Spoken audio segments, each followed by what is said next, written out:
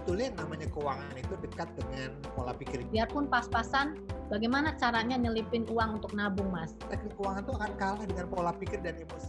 Ketika sebuah musibah terjadi, kenapa yang menjadi permasalahan adalah keuangan?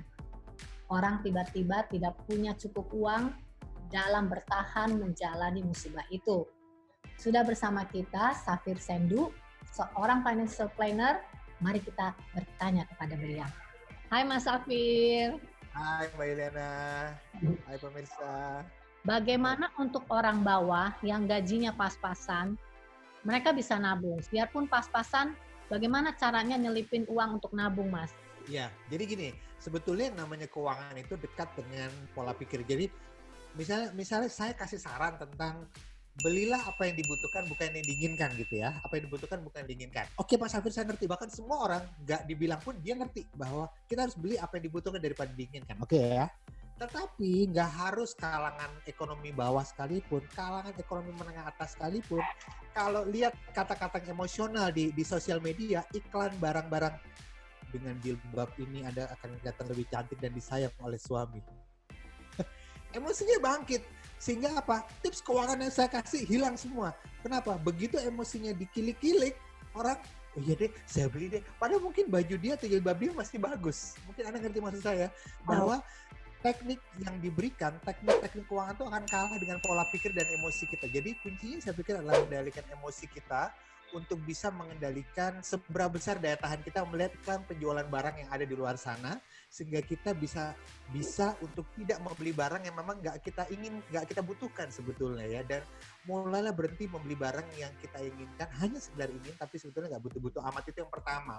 Kemudian yang kedua adalah mindset. Mindset itu adalah begini, itu mah untuk orang yang profesi ini, kalau saya kan orang kecil segala cara berpikir seperti itu nggak akan bisa masuk seperti apapun. Jadi kuncinya perubahannya ada cara berpikirnya dulu, bahwa saya bisa menabung walaupun sedikit tapi yang penting saya harus usahakan. Jadi nomor 2 saya pikir adalah mindsetnya, apa yang bisa dia lakukan. Nah sekarang tekniknya nih, setiap kali mereka atau kita berapapun itu mingguan mau bulanan, sisihkan minimal 10% dari apa yang kita dapatkan. 10%. Kalau kita sisihkan 10%, barulah sisanya 90% dari uang yang kita dapat kita habiskan. Jadi 2 hal. Nomor 1 adalah bagaimana kita mengendalikan emosi, itu sifatnya di sini. Nomor 2 mindset kita juga. Kemudian yang ketiga adalah teknik di tangan kita. Jadi begitu dapat uang, masukin. Dapat uang, tabungkan 10%, 90%. Apakah itu kan 10% dari orang yang fix salary ya, tiap bulan dapat income yang stabil. Kalau untuk orang yang freelance, yang kerjanya per project, bagaimana ngaturnya? Tetap 10% dari tiap project atau bagaimana?